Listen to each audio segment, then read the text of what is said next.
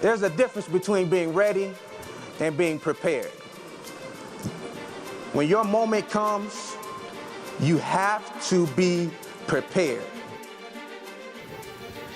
Are you ready to seize the moment? Justin Forsett, buried on depth charts. All they need is an opportunity. I'm about to go out in this tunnel and be a starting running back for the Baltimore Ravens. It's unlike any feeling.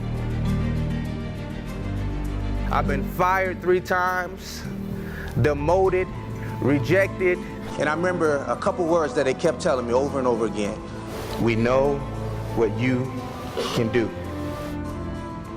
Give us Forsett, left side, and he's in for the touchdown! Justin Forsett. Give us to Forsett, running to the right. He cuts it back to the 10, 5. He's in for a touchdown. Justin Forsett making it look easy. A 24-yard gain for Justin Forsett, who has gone over 100 yards in the first half alone. A screen to Forsett. And the Ravens back making space.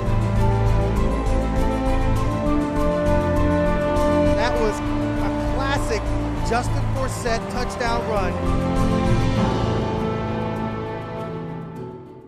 Baltimore Ravens running back, Mr. Justin Forsett. Thank you. I can see some of the people in the audience are looking at me like, this guy plays football? Kind of a weird combination between Kevin Hart and 50 Cent. I know. Some of you out there today may be feeling like you've been labeled, like you've been in the shadows, like you've been put in a box. Your future opportunities are based on your current choices. Are you ready to seize the moment? Because God didn't call us to just be present, but He called us for impact. And that doesn't fluctuate with our circumstances or our situation. I've been fired 3 times, demoted, rejected, stuck in the friend zone. Anybody ever been in the friend zone? You don't gotta raise your hand. Just blink 3 times if you ever been in the friend zone. Before we get into everything, let me take you guys back a little bit. I'm share a little bit with you. Back in 2013, I was playing with the Jacksonville Jaguars. It was filled with so much promise and hope. I signed there. I was like, man, I'm finally gonna get my shot after 6 years of playing to show what I can do. But it ended up being riddled with injuries, being demoted, coming back and being healthy, trying to fight back. This is my 6th year in the NFL, and I was relegated to scout team. And then finally, at the end of the year, I was released, fired. That was my 3rd time being fired. But during that time, I remember I was going up to coach, I was going up to the management. I was like, Coach, put me in. I mean, at this point, we're the Jacksonville Jaguars. We only won 2 games. I mean, give me a shot.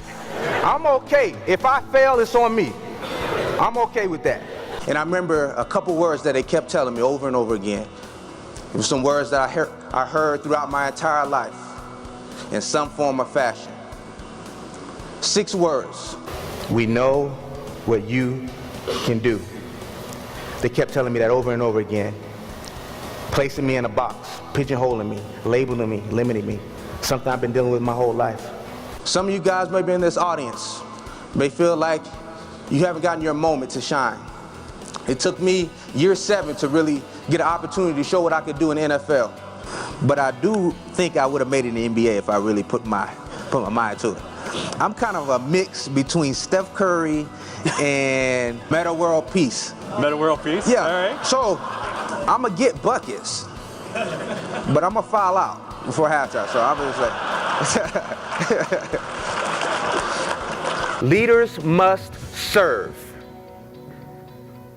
Leaders should be your best servers. Serving your employees, your teammates, your clients. And if you feel that you're too big to serve, then you're probably too small to lead. Because leaders know and realize that leading is about impact. You have the opportunity to change lives. You must serve. I know it's hard while you're waiting for your breakthrough, to try to serve and fight and be the good Christian. But you have to serve. You call. It's imperative. It's pitch black. I'm not really worried about the main level. I'm worried about the basement. So as I'm creeping down, and I'm getting ready, I was like, man, I'm about to hit this dude in the face. I'm ready to knock him out. So I remember I'm going down there, and I get to the last step, getting down to the basement, thinking about what I'm gonna do when I hit these lights. I'm gonna go down and I'm gonna give my jab, my best Floyd Mayweather impression. And I remember right when I got to that step, I realized this dude might have a gun. I am not prepared for a gunfight. You must build a huddle, a team, a group of people, a circle where you can go to, just like you do in a huddle, where Joe Flacco, he lines up in the center of our huddle, and we get warning, we get encouraged, and we get instructed. You need that in your life. Because with the ebbs and flows of life, it can get very difficult, and you need people that's gonna pour into you, that's gonna lift you up, that's gonna encourage you when times get bad. For you, I got you. I believe in you. I'm with you. Now let's go out and be the best we can be together. That's my time.